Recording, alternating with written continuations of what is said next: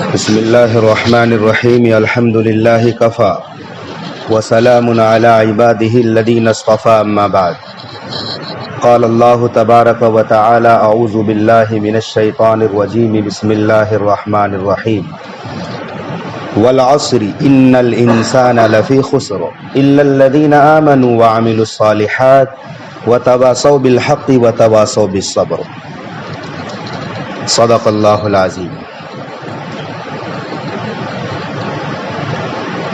قسم ہے زمانے کی، والعصر قسم ہے زمانے کی، ان الانسان لفی خسر بے شک انسان یقیناً خسارے میں ہے، نقصان میں ہے، گھاٹا اٹھانے والوں میں سے ہے۔ رب ذوالجلال جیسا کہ گزشتہ جمعہ بھی میں نے عرض کیا تھا، کسی چیز کو بتانا چاہیں، کسی چیز کا حکم کریں، کوئی بات بتائے تو بھی کافی ہے، اللہ کی بات 100% سچی ہوتی ہے، لیکن کسی چیز کی قسم کھا کر اللہ کہے تو اس بات کی اہمیت بڑھ جاتی ہے۔ قسم کس چیز کی کھائی جا رہی ہے؟ والعصر قسم ہے زمانے کی۔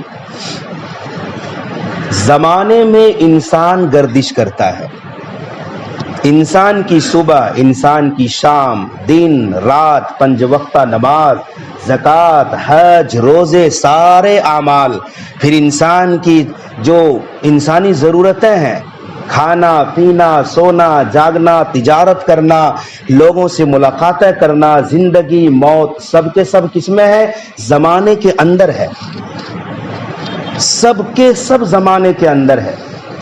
اسی لیے اللہ نے زمانے کی قسم کھائی، والعصر قسم ہے زمانے کی۔ پوری زندگی کی قسم اللہ نے کھا لی ہے۔ قسم کھانے کے بعد اللہ کیا کہہ رہا ہے؟ ان الانسان لفی خسر بے شک انسان سب کے سب خسارے میں ہے، گھاٹے میں ہے انسان۔ تو کامیاب کون ہے؟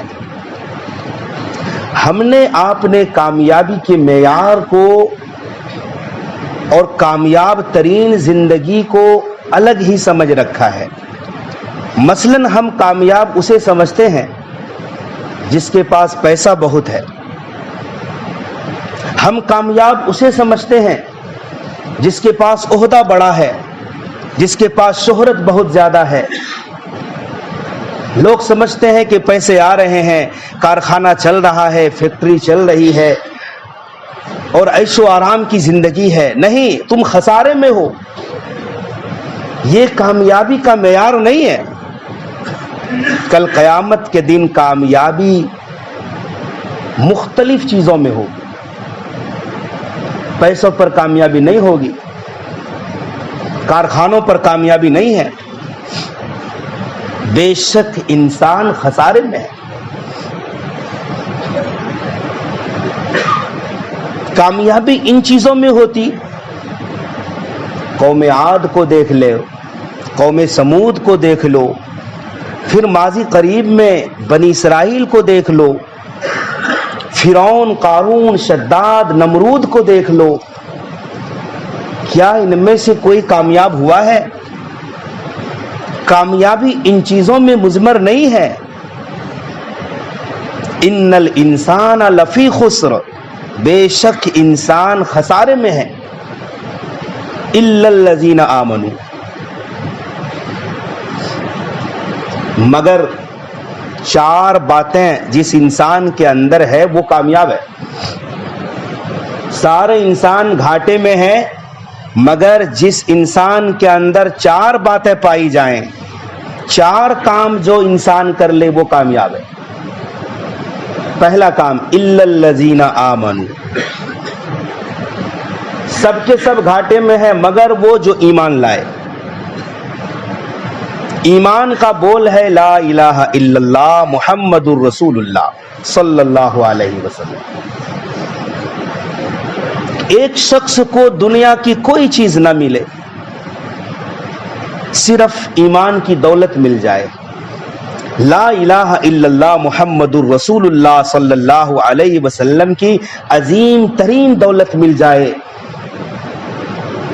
وہ شخص گھاٹے میں نہیں ہے، چاہے اس کے پاس کچھ ہو یا نہ ہو۔ سب سے بڑی دولت ایمان کی دولت ہے، غیروں کے پاس وہ نہیں ہے، ہمارے پاس وہ چیز ہے۔ اب دیکھیں نا، حضرت ابو ہریرہ رضی اللہ عنہ بہت غریب فقیر آدمی تھے،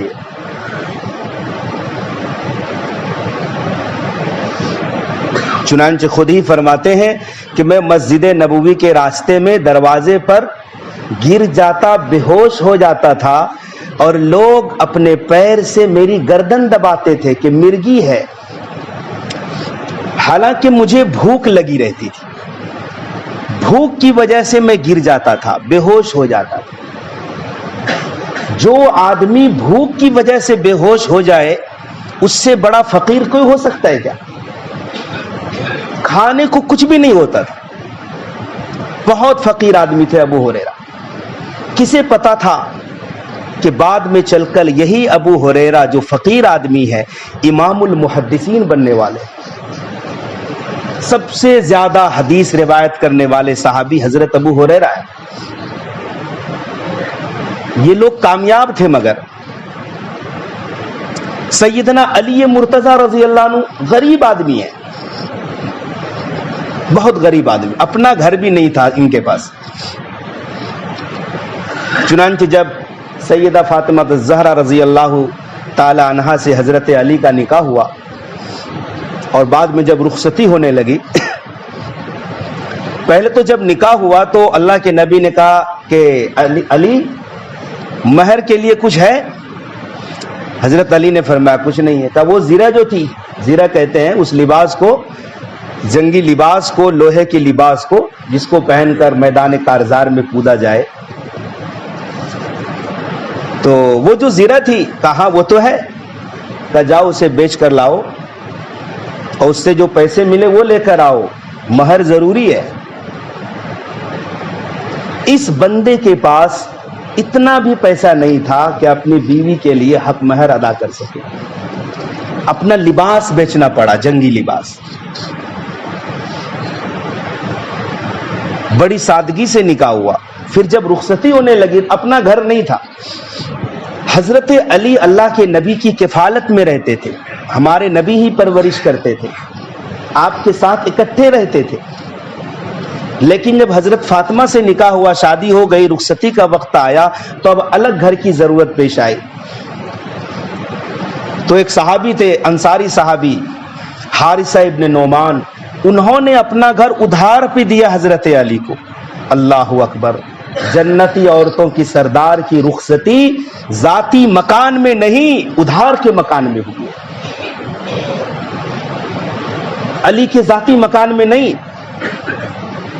کرائے کے مکان میں حضرت فاطمہ الزہرا کی رخصتی ہوئی۔ کتنے غریب صحابی تھے حضرت علی، لیکن کسے معلوم تھا کہ قیامت تک آنے والے تمام ولیوں کے سرتاج جناب علی مرتضی رضی اللہ عنہ بننے والے۔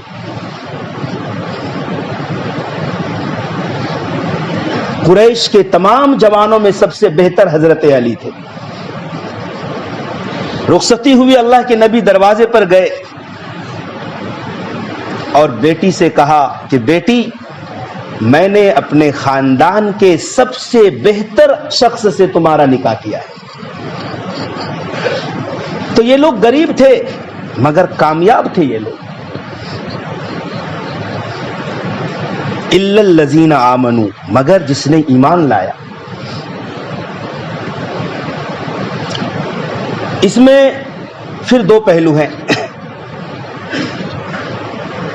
زبان سے اظہار ہو، دل سے اس کی تصدیق ہو۔ ایمان کہتے ہیں اللہ تبارک و تعالی کی ذات پر، اللہ کے تمام صفاتوں کے ساتھ ایمان لانا۔ ہم پڑھتے ہیں نا ایمان مجمل، آمنت باللہ کما ہوا باسمائہ وصفاتہ وقبلت جمیع احکامہ۔ یہ تو مختصر ہوا، اور تفصیل یہ ہے ایمان مفصل، آمنت باللہ وملائکتہ، وکتبہ ورسلہ والیوم الآخر والقدر خیرہ وشرہ من اللہ تعالی والبعث بعد الموت. میں نے ایمان لایا اللہ پر، اللہ کے فرشتوں پر، اللہ کے رسولوں پر، اللہ کی کتابوں پر، قیامت کے دن پر، اچھی بری تقدیر پر، اور مرنے کے بعد دوبارہ زندہ ہونے پر. ان تمام باتوں پر ایمان لانے پر کوئی آدمی مومن ہوتا ہے. یہ تفصیل ہے اس کی. تو ایک تو ہے کہ زبان سے اظہار کرنا. ایک شخص اگر زبان سے کلمہ پڑھ رہا ہے تو وہ مسلمان ہے. دل سے پڑھ رہا ہے یا نہیں وہ ہمارا کام نہیں ہے. کوئی شخص دل سے پڑھ رہا ہے یا نہیں پڑھ رہا ہے وہ اللہ کا کام ہے، ہمارا کام نہیں ہے. چنانچہ ایک صحابی ہیں حضرت اسامہ ابن زید رضی اللہ عنہ، اللہ کے نبی کے بہت قریب ترین صحابی ہیں. اسامہ کے ابا زید لوگ زید ابن محمد کہتے تھے چونکہ اللہ کے نبی کے غلام تھے. پھر بعد میں آیت اتری تو لوگ زید بن محمد نہیں کہنے لگے. بہرحال اسامہ بڑے جلیل القدر صحابی. ایک جنگ کے موقع پر ایک کافر سے مدبھیڑ ہو گئی تو حضرت اسامہ نے قابو پا لیا اس شخص پر اور قتل کرنا چاہا. تو اس کافر نے زور سے کلمہ پڑھا بچنے کے لیے، لا الہ الا اللہ محمد الرسول اللہ. لیکن حضرت اسامہ نے تلوار سے اس کافر کی گردن اڑا دی، قتل کر دیا. بعد میں تشویش ہوئی، دل میں فکر ہوئی، میں نے کلمہ گو تو قتل نہیں کر دیا. اللہ کے نبی صلی اللہ علیہ وسلم کی خدمت میں پہنچے، عرض کیا یا رسول اللہ میں ایک کافر کے پیچھے تھا، اس نے جان بچانے کے لیے کلمہ پڑھا، میں نے قتل کر دیا. پھر ہمارے آقا غصے میں کھڑے ہو گئے اور غصے سے فرمایا کیا اللہ شققت قلبہ، کیا تو نے اس کا دل چیر کے دیکھا تھا کہ اندر سے پڑا ہے یا نہیں؟ کیا تو نے اس کا دل چیر کے دیکھا تھا؟ یہ بڑی اہم بات ہے. تو دل سے کوئی کلمہ پڑھ رہا ہے یا نہیں پڑھ رہا ہے یہ ہمارا کام نہیں ہے، یہ خالق کائنات کا کام ہے. ہمارا کام یہ ہے کہ سامنے والا کلمہ زبان سے بھی پڑھ رہا ہے ہم اسے مسلمان سمجھیں گے، اس کے ساتھ مسلمانوں جیسا برتاؤ کریں گے. وہ مر جائے گا تو اس کی نماز جنازہ پڑھی جائے گی، اس کے ہاتھ کا ذبح کیا ہوا جانور حلال سمجھا جائے گا. دل کا تعلق اللہ کے پاس ہے. تو ہم جو گوشت خریدتے ہیں دکانوں پر کسائی کے پاس، تو ہم تو اس کے دل کو نہیں دیکھتے ہیں نا کہ دل سے پڑا ہے یا نہیں پڑا ہے، مومن ہے یا نہیں ہے. ہمارے لیے اتنا کافی ہے حلال ہونے کے لیے کہ یہ مسلمان ہے، یہ کلمہ گو ہے، اور اسی مسلمان کے حسن ظن کی وجہ سے اس نے ذبح کے وقت بسم اللہ پڑھا ہے یا نہیں پڑھا اس کا بھی ہم نہیں پوچھتے ہیں. اور کیوں پوچھیں؟ یہ مسلمان ہے. حسن ظن کا تقاضا یہی ہے کہ اس نے پڑھا ہوگا تبھی تو ہم خریدتے ہیں، اور نہیں بھی پڑھا ہوگا تو بھی ہمارے لیے حلال ہے.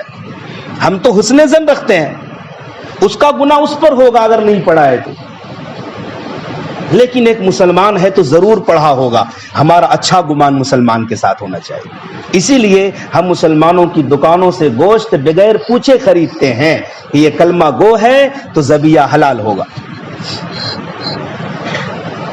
لیکن ایک مومن اور ایک مسلم میں فرق کیا ہے؟ لغوی اعتبار سے دیکھا جائے تو ایمان اور اسلام میں قدر فرق ہے. ایمان اور اسلام میں قدر فرق ہے لغوی اعتبار سے. ایمان کہتے ہیں ماننے کو اور اسلام کہتے ہیں کرنے کو. یہ لغوی معنی ہے اس کا. ایمان ماننے کو کہتے ہیں، اسلام کرنے کو کہتے ہیں. اسی لیے ہم جنازے میں دعا پڑھتے ہیں اللہم من احییتہ منا فاحیہ علی الاسلام. اے اللہ مجھے اسلام والی زندگی دے دے. ومن توفیتہ منا فتوفہ علی الایمان. اور جب میرا خاتمہ ہو تو ایمان والا خاتمہ دے دے، موت ایمان پر آئے. دعاؤں میں بھی ہم یہی کہتے ہیں. بہت کم لوگ کہتے ہیں کہ ہماری موت اسلام پر آئے. ہر ایک یہ کہتا ہے ہماری موت ایمان پر آئے. کہ جب تک زندہ رہا کام کر سکتا تھا، عمل کر سکتا تھا، نمازیں پڑھ سکتا تھا، لیکن اب جب مر رہا ہے اب کوئی کام نہیں کر سکتا. اب تم ماننے پر ہی موت ہے. اے اللہ ہم آپ کو بھی مان رہے ہیں، آپ کے رسولوں کو بھی مان رہے ہیں، اس اعتقاد کے ساتھ، ماننے کے اعتقاد کے ساتھ ہماری موت آئے. لیکن شرعی اصطلاح میں دونوں میں فرق نہیں ہے. ایمان کے بغیر اسلام معتبر نہیں اور اسلام کے بغیر ایمان معتبر نہیں. دونوں لازم ملزوم چیز ہے. تو میرے بھائیوں، الا الذین آمنوا، مگر جس نے ایمان لایا. ایمان کی بڑی طاقت ہے، کلمے کی بڑی طاقت ہے، اور اسی پر کل قیامت کے دن جنت اور جہنم کا فیصلہ ہونا ہے. جس کے پاس ایمان کی دولت ہوگی، اگرچہ بدکار ہو، اگرچہ گنہگار ہو، سزا بھگت کر ایک نہ ایک دن ایمان کی بدولت، کلمے کی بدولت جنت میں جائے گا. اور خدا نہ خواستہ اگر ایمان کی دولت نہیں ہے، کفر پر موت ہو رہی ہے، تو پھر ہمیشہ کے لیے ہمارے پاس محرومی کے سوا کچھ نہیں ہے. تو الحمدللہ ہم سب صاحب ایمان ہیں، اس پر ہمیں فخر ہونا چاہیے. بعض لوگ احساس کمتری کا شکار ہوتے ہیں، سفر میں، حضر میں یا ایسے علاقوں میں کبھی پہنچنا ہوتا ہے تو کبھی اپنے دل میں اس بات کو جگہ نہ دیں، ہمارے دل میں کبھی یہ بات نہ آئے یار ہم مسلمان ہیں، ہمارا حشر کیسا ہو رہا ہے. نہیں، اپنے آپ کو مسلمان ہونے پر فخر محسوس کریں. الحمدللہ ہم مسلمان ہیں. 7 ارب 8 ارب لوگوں میں سے اللہ تعالیٰ نے چنا، ہمیں مسلمان بنایا، پیارے آقا صلی اللہ علیہ وسلم کی امت میں پیدا فرمایا. یہ بہت بڑی نعمت اللہ نے ہمیں دی ہے.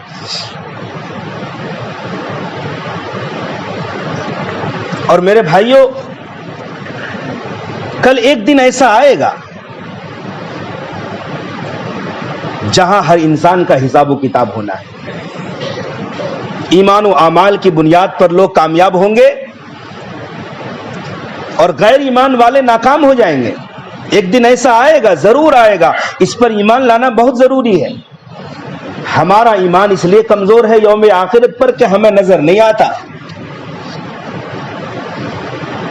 قبر کے حالات ہم دیکھے نہیں ہیں،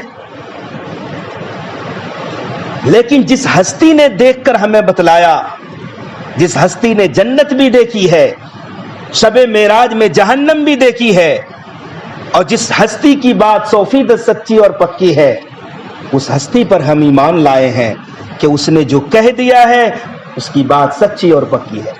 جنت بھی ہے، جہنم بھی ہے. اللہ کے نبی حضرت محمد صلی اللہ علیہ وسلم پر ہم ایمان لاتے ہیں. انہوں نے جو کچھ بتایا سب سچ ہے، لیکن ہم دیکھے نہیں ہیں تو ہمارا ایمان تھوڑا کمزور ہے. لیکن اصل ایمان تو غیب پر ایمان ہے. الذین یؤمنون بالغیب. مرتے وقت کا کلمہ اسی لیے معتبر نہیں ہوتا کہ مرنے والا موت کے فرشتے کو دیکھ رہا ہوتا ہے، عذاب و ثواب کی چیزوں کو دیکھ رہا ہوتا ہے. اب وہ عذاب کے ڈر سے موت کے فرشتے کو دیکھ کر غرغرے کی حالت میں کلمہ پڑھتا ہے تو عین اس وقت معتبر نہیں ہے ایمان لانا، کیونکہ وہ غیب کو دیکھ کر ایمان لا رہا ہے. اور ہمارا ایمان بالغیب اس لیے معتبر ہے کہ ہم دیکھی ہوئی چیزوں کو بغیر دیکھے ایمان لا رہے ہیں. اللہ کے نبی نے دیکھ کر بتلایا، بس ہمارے لیے کافی ہے. اس کی مثال اس طرح ہے کہ دریا کے اندر ایک چھوٹی مچھلی نے گوشت کا ٹکڑا دیکھا تو کھانے کی طرف بڑھنے لگی وہ مچھلی.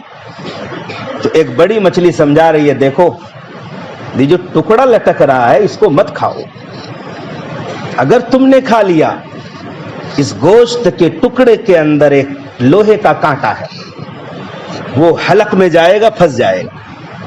پھر اس کانٹے کے پیچھے رسی ہے، دھاگا ہے، اور پھر اس دھاگے کے اوپر ایک مچھلی شکار کرنے والا مین ہے، آدمی ہے. وہ کھینچے گا، تم وہاں جاؤ گے، پھر تم اس آدمی کی بیوی کے پاس پہنچو گے، اچھے سے بنائے گی اور وہ تم کو کاٹے گی، پھر مسالہ لگائے گی، پھر تم کو تیل کے کڑھائی میں تم بھنی جاؤ گی، اور پھر دسترخوان پر مہمانوں کے ساتھ 32 دانتوں کے اندر تم کو چبایا جائے گا۔ اب وہ مچھلی پورے دریا میں گھومتی ہے، نہ اس کو کوئی آدمی نظر آتا ہے، نہ رسی نظر آتی ہے، نہ کانٹا نظر آتا ہے، نہ اس کی بیوی نظر آتی ہے، نہ تیل کا کڑاہا نظر آتا ہے، نہ دسترخوان، نہ 32 دانت، کچھ بھی نہیں۔ اور نظر کیوں آئے گا؟ کیونکہ وہ غیب پر ہے، دریا کے اندر نہیں ہے وہ۔ لیکن جب وہ مچھلی اس گوشت کے ٹکڑے کو کھا لے گی، سچ سچ بتاؤ یہ سارے مناظر دکھیں گے کہ نہیں؟ وہ آدمی بھی دکھے گا، اور پھر اس کی بیوی بھی دکھے گی، پھر کڑاہا بھی دکھے گا، اور پھر دسترخوان بھی دکھے گا، پھر 32 دانتوں کے اندر بھی وہ جائے، سارے مناظر دکھیں گے۔ بس سانس بند ہونے کی دیر ہے۔ ادھر سانس بند ہوئی، سارے مناظر پیارے آقا صلی اللہ علیہ وسلم کے بتائے ہوئے ہم اپنی آنکھوں سے دیکھیں گے۔ وہاں افسوس کرنا کوئی کام نہیں دے گا۔ ایک بزرگ نے کہا کہ میں نے ایک برف بیچنے والے کو دیکھا تو مجھے سورہ والعصر کی تفسیر سمجھ میں آ گئی۔ اللہ اکبر! کہ وہ برف فروش آواز لگا رہا تھا، لوگوں اس شخص پر رحم کرو جس کا سرمایہ مسلسل پگھل رہا ہے۔ اگر برف خرید کر مجھ پر رحم نہ کرو گے، میرا سرمایہ ضائع ہو جائے گا۔ آج انسان سوچ رہا ہے اس بات کو کہ قیمتی سرمایہ وقت کس طرح ضائع ہو رہا ہے، کہاں کہاں خرچ ہو رہا ہے۔ بھائی نیا سال آ گیا، خوشیاں مناؤ۔ بھائی کاہے کا نیا سال ہے یہ؟ ہر انسان کو غور کرنا چاہیے، ایک سال کب ہو گیا؟